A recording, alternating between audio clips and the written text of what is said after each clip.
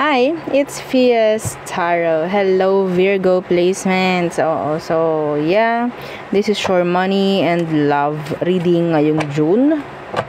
Okay, so again, before tayo mag-start, kung hindi ka pa nakakapag-subscribe, please do subscribe and hit the notification bell para lagi po tayo maging updated sa mga mangyayari pa lang. And syempre, kung may tanong po pagdating sa private reading, just message me sa akin pong FB page for more info. Ganon rin po pagdating sa ating mga items. Okay, so ito sila lahat. So meron tayong protection from evil eye. Okay, meron tayong ring. This is adjustable. Ring, necklace, and bracelet. So ito yung bracelets natin na evil eye protection po, ha? So isang adjustable, isang garterized.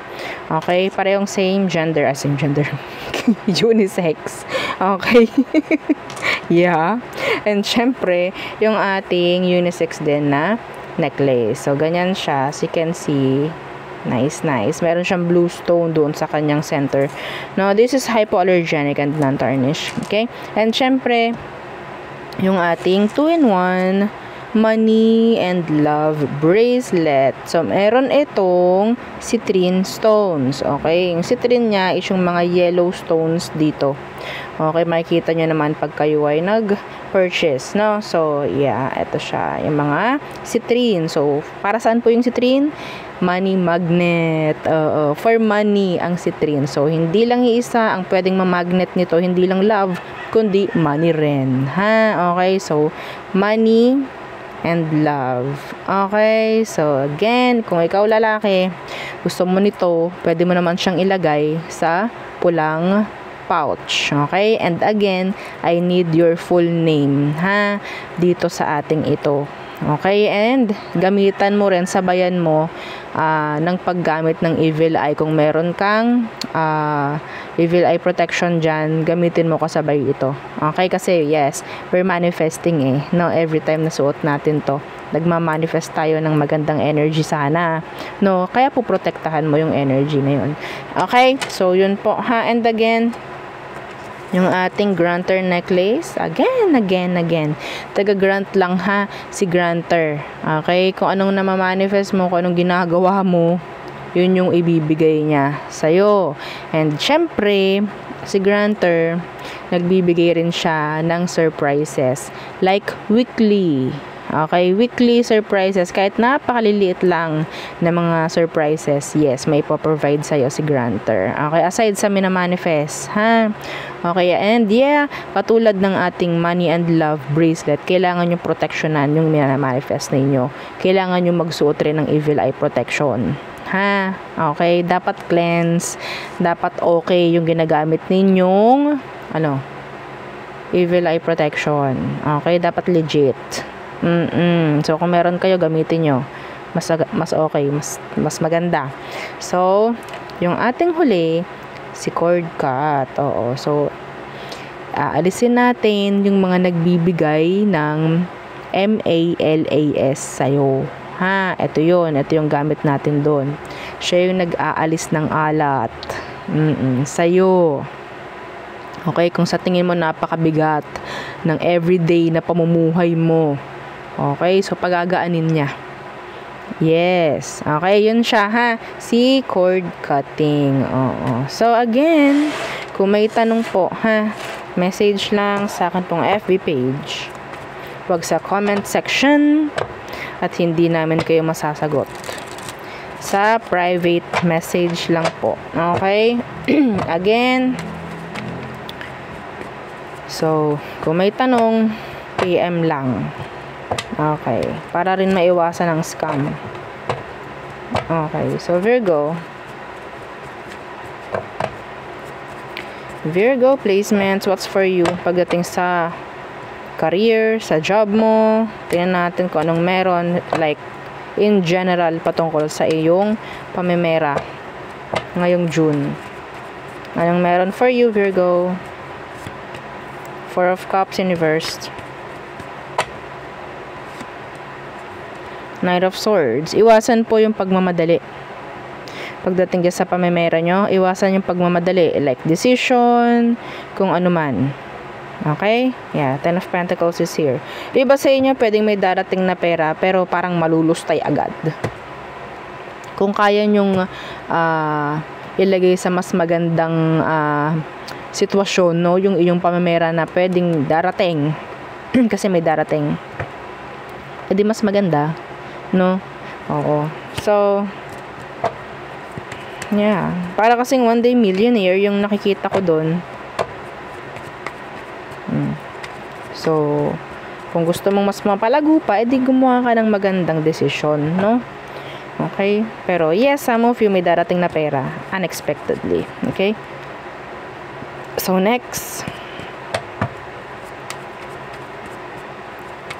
Virgo. The Nine of Cups. Wish fulfillment, some of you. Pwedeng mabibili mo yung gusto mong mabili ngayong buwan. Okay? The Knight of Cups. Yeah, yung ginugusto mo, pwedeng makuha mo ngayong buwan. Okay?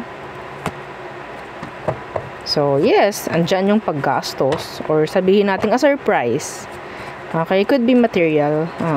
Material. Ang darating.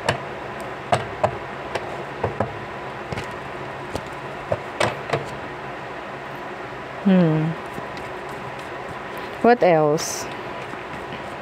Madali lang. Na-reading. Kung ano man yung meron.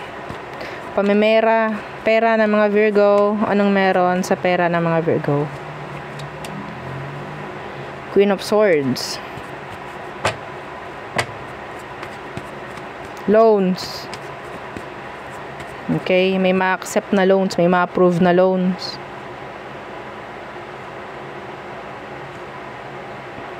Iba sa inyo, may mabibili nga talaga na medyo pricey.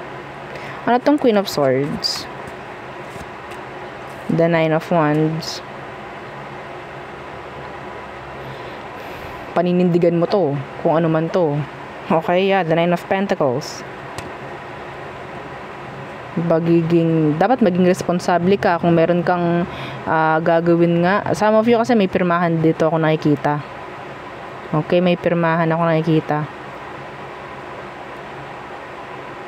Tulong financial para sa iba sa inyo, para mapatibay kung ano man yung mga ginagawa, sabihin nating pagdating sa pamemera.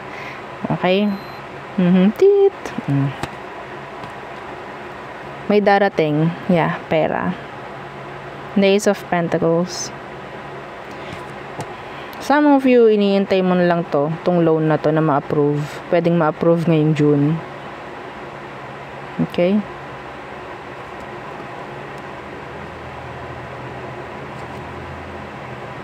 Tingnan ko tong Nine of Wands.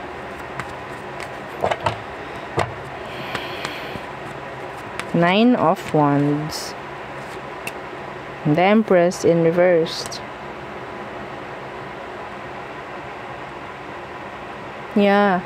Parang meron kayong pagagandahin pa. I don't know kung maglo-loan kayo kasi parang meron kayong gustong i-improve. I don't know if this is regarding your business or sa karir mo. Parang may ganyan. Okay? So, may kaunting paggastos or merong para lang ma-improve. Okay? So, it's like maglo-loan ka, pwedeng ma-approve yun para mapaganda pa kung ano yung mga pinagkakakitaan mo. And yeah, that's nice. Yeah, the Magician.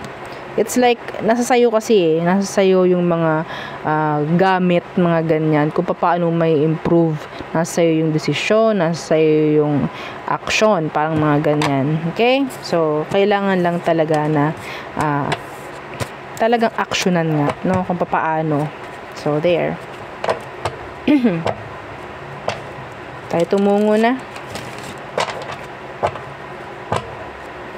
sa yung person. The person on your mind, Virgo. Let's see. Who is this? Who is this, Virgo? The person on Virgo's mind. The Four of Wands. You see or you felt or feeling a strong connection with this person.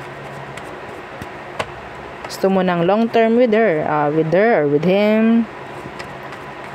Gusto mo ng long term connection. You see forever. Oo. With them. Ano tong Four of Wands? The Devil in reversed. Yeah. Hindi mo to nakikitaan ng negative. Sa totoo lang, Virgo.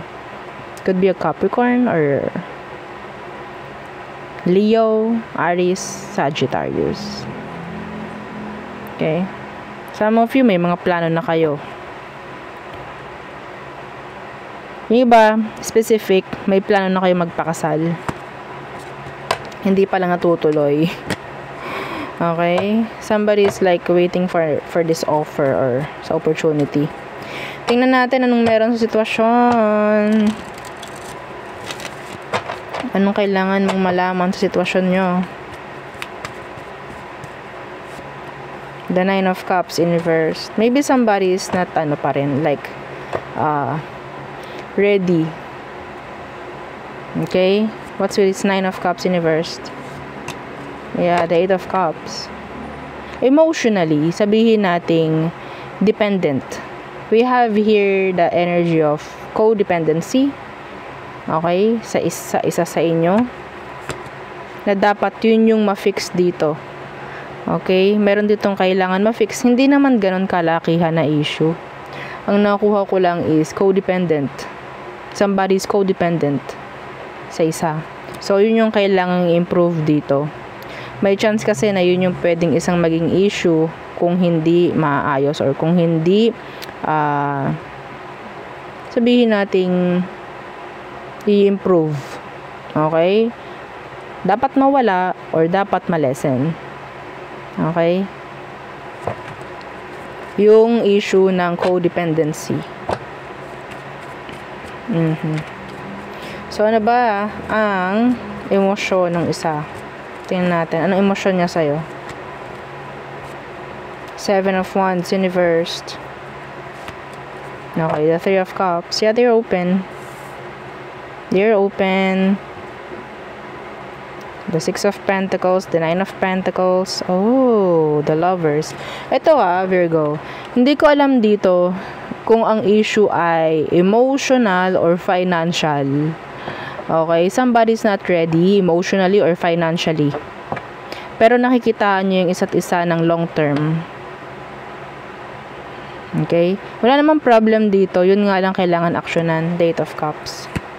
Yeah. The Eight of Pentacles is here in reverse. Parang meron ditong kailangang may address or mafokusan. Pwede kasing hindi nabibigyang action yung issue dito. Okay? So, hindi naman to masyadong kalakihang issue. Pero, yeah. Let's see. What is their next action towards you, Virgo? Ten of Pentacles in reverse. So, mahirapan siyang mag-commit, actually. Mahirapan siyang mag-commit, yeah. The Empress in reverse. Pero andun yung love. Yeah, justice. Totoo naman sa'yo. Totoo sa'yo yung person mo. Nandun yung love for you. Okay? Pero, yun nga lang, some of them, may energy sila na para silang breadwinner, some of them. Yung parang hindi nila maalisan yung isang sitwasyon kasi hindi pa ready. Okay? So, yeah, the Star. Wala naman ako nakikita ritong gaanong kalakihang issue. Yeah, iba sa inyo, matagal na kayo nito. Kulang na lang kasal. Some of you. Kulang na lang yung kasal. Yun nga lang, hindi pa ready. Could be emotionally or financially hindi ready. Okay? So, wala naman problem dahil love ka naman itong person mo. Anong advice for you, Virgo? Anong advice? The Three of Swords. Enough with the negativities. Okay? What's with the Three of Swords? Three of Wands. Iwasan nyo lang talaga. No? We have here angel number 333. Okay? The Hierophant in reverse. The World in reverse. So, kailangan may address. Kailangan mabigyan. Oo. Sabihin natin ng oras. Okay? Yung mga issue dito. Kailangan mabigyang oras, kailangan pareho kayong magkakaintindihan, parang ganon. Yeah, the elephant, sabihin natin hindi napapag-usapan to na maganda. Ha? Hindi napapag-usapan na maganda yung issue na to. Kaya hindi nagkakaroon ng improvement. If ever, hindi kasi na-address.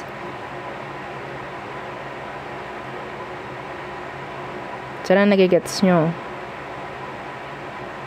Kung may problem, dapat napapag-usapan to. Ang nakukuha ko kasing energy dito is like going with the flow. Kung anong meron. Yeah, importante. Nandito kami sa isa't isa. Mahal namin yung isa't isa. Pero nandun yung plano eh. Okay? Nandun yung plano nyo. Mag-settle. Magpakasal. Paano? Kung hindi nyo napapag-usapan, maigi. Kailangan po mapag-usapan. Maging open.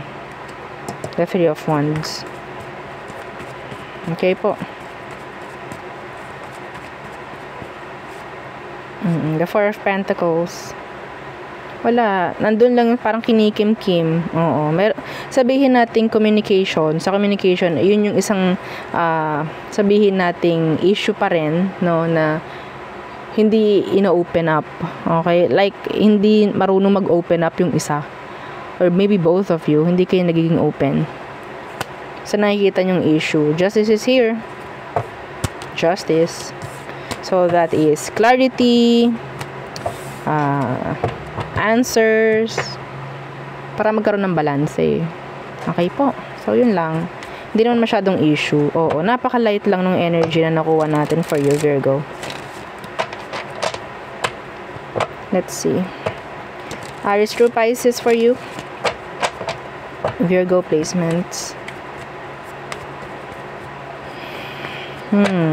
Aries through Pisces. Aries. Okay. So, nandito yung selfishness. Or maybe they're having their healthy boundaries. Or kailangan magkaroon ng healthy boundaries from this Aries. Okay. So, Taurus, acceptance. Gemini, they're trying to avoid you. Or trying to avoid a decision. Okay, they're indecisive, some of them. So, Cancer, they have options. Leo, hot and cold. Hot and cold. Virgo, okay, there's a lot of delays. Libra, one-sided. Scorpio, they need you. You're their best option, I guess. Sagittarius, there could be third party involved sa situation ninyo. Or endings. Capricorn, they want reconnection, they want reconciliation. Pero some of them, they just want, sex. Next, Aqua, they're saying no, or maybe they're like trying to be sabihin nating avoidant. They're acting avoidant. Yeah, or maybe ikaw yung nag-a-avoid kay Aqua. Feeling nila ina-avoid mo sila. So Pisces, curious. Some of them inaaral ka ni Pisces. Okay? So there, yeah, yun ang aking reading for you, Virgo placements. Again, please don't forget to like, share, and subscribe, and follow our FB page. And yung atin pong second YouTube channel na nasa description box below. Yeah, again, thank you. Goodbye.